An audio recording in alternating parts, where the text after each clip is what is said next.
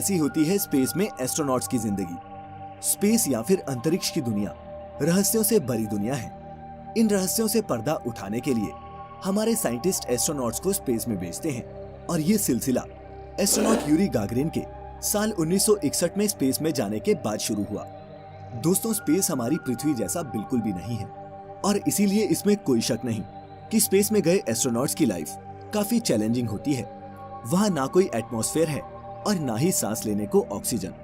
Gravity बिल्कुल zero और ठंड इतनी कि सहन ना हो पाए। एस्ट्रोनॉट्स अपने स्पेशल सूट्स में ही अंतरिक्ष में जाते हैं। लेकिन क्या ये सूट पहनकर इनकी सारी प्रॉब्लम्स सॉल्व हो जाती हैं? वो क्या क्या चैलेंजेस हैं जो इन एस्ट्रोनॉट्स को स्पेस में फेस करने पड़ते हैं और कैसी होती है इंटरनेशनल स्पेस स्टेशन पर इनकी जिंदगी? ऐसे ही कई सवालों के जवाब लेकर हाजिर हैं हम द मिस्टिका लैंड पर आज की इस वीडियो में।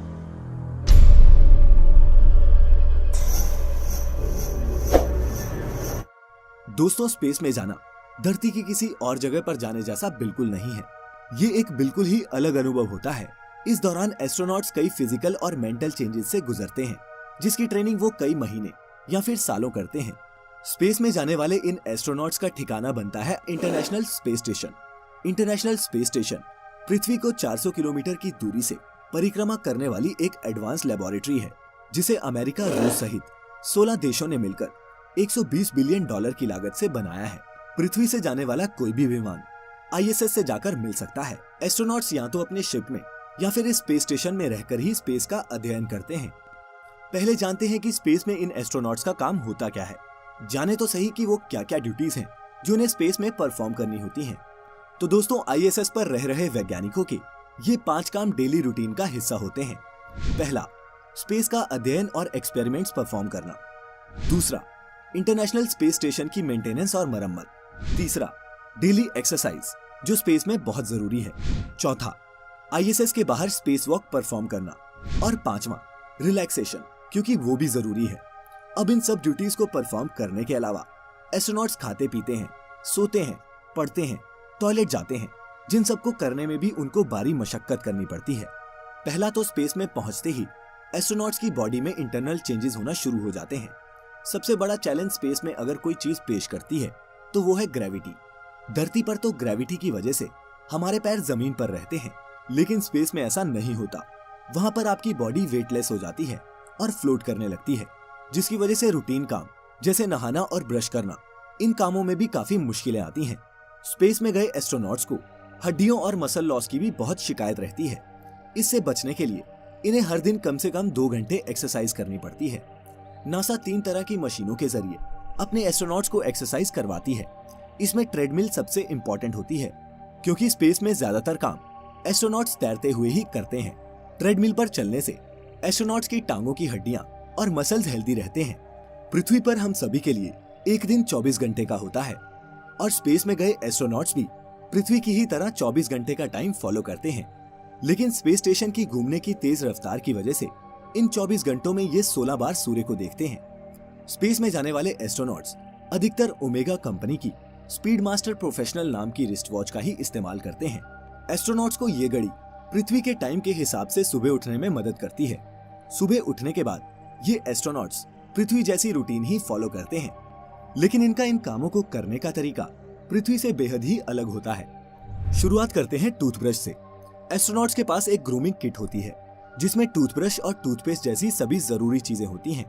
ब्रश करने के लिए सबसे पहले पेस्ट को ब्रश पर लगाना होता है, और चूंकि वहाँ सारी चीजें तैरती रहती हैं, टूथपेस्ट उनके मुंह से बाहर ना निकले, इसके लिए उन्हें अपने मुंह को ज्यादा से ज्यादा बंद रखकर ही ब्रश करना पड़ता है। एस्ट्रोनॉट्स जो टूथपेस्ट करते हैं उसे निगला भी जा सकता है। फिर ब्रश करने के बाद अपने मुंह को साफ करने के लिए वो वाटर किट और वेट वाइप्स का इस्तेमाल करते हैं। अब बात करते हैं टॉयलेट की। बिना ग्रेविटी वाली जगह में टॉयलेट का इस्तेमाल भी अलग तरीके से होता है। सिंपल भाषा में कहें तो यूरिन के लिए बाथरूम में एक पाइप लगी होती है, और नंबर 2 के लिए बाथरूम में एक बहुत ही छोटी सी सीट होती है, जिसमें एक सक्शन ट्यूब फिटेड होता है। इस सीट में एस्ट्रोनॉट्स खुद को सही से फिट करके इसका इस्तेमाल करते हैं। सफाई के लिए टॉवल या नैपकिन का इस्तेमाल होता है। एस्ट्रोनॉट्स के ह्यूमन वेस्ट को स्पेस में नहीं फेंका जाता, बल्कि पैक कर वापस धरती पर लाया जाता है, जहां लाकर उसे जला दिया जाता है। बात करें नहाने की, तो स्पेस में नहाने के लिए एस्ट्रोनॉट शावर के नीचे एक बड़े से बैग में खड़े होकर नहाते हैं। वह पहले शैम्पू को अच्छी तरह से बॉडी पर मलते हैं और इसके बाद वे स्पंज या फिर कपड़े से शैम्पू और पानी पोंछते हैं ताकि वह इधर उधर बिखरे नहीं। शुरुआती स्पेस मिशंस के दौरान एस्ट्रोनॉट्स यूरिन को ओपन स्पेस में फेंक दिया करते थे, लेकिन अब एस्ट्रोनॉट्स का यूरिन भी फिल्टर होकर फिर से स्टेशन के ड्रिंकिंग वाटर सप्लाई में डाल दिया जाता है। स्पेस स्टेशन पर किसी भी चीज को वेस्ट नहीं किया जाता। आखिरकार इसे हफ्ते के 7 दिन और 2400 घंटे इसमें रहने वाले एस्ट्रोनॉट्स को साफ पानी, हवा और पावर प्रोवाइड जो करनी होती है। सुबह फ्रेश होने के बाद ये एस्ट्रोनॉट्स ब्रेकफास्ट करते हैं। नाश्ते में यहाँ भी घर की तरह ही किचन ब्रेड होता है। यहाँ खाने की सारी चीजें डिहाइड्रेटेड फॉर्म में ही होती हैं ताकि वो लंबे समय तक खराब ना हो सकें। आमतौर पर खाने में अंडे, मीट, ब्रेड और सब्जियां होती हैं। ये specially graded food items Japan, रूस और अमेरिका में ही तैयार किए जाते हैं। खाने के बर्तन भी खास तरह के होते हैं ताकि जीरो ग्रेविटी में कांटे और चम्मच उड़कर किसी की आंख में न घुस जाएं। इसके बाद एस्ट्रोनॉट्स अपने कंप्यूटर और इक्विपमेंट को चेक करते हैं। लेनोवो का थिंकपैड ऐसा इकलौता लैपटॉप है जिसे इंटरनेशनल स्पेस स्टेशन में इस्तेमाल करने की अनुमति है। इसके बाद धरती से संपर्क करके मिशन के बारे में चर्चा या फिर आगे की प्लानिंग की जाती है। अमेरिका, चीन और रूस ने इतिहास में कई एंटी सैटेलाइट मिसाइल्स छोड़कर कई सैटेलाइट्स को तबाह किया है, जिनका कचरा आज भी अर्थ के ऑर्बिट में घूम रहा है। कई बार मलबे के इन टुकड़ों से आईएसएस को नुकसान भी पहुंचता है। ऐसी सिचुएशंस में स्पेस सूट पहनकर एस्ट्रोनॉट्स स्पेस स्टेशन से बाहर निकलकर इस लैब की मरम्मत करते हैं।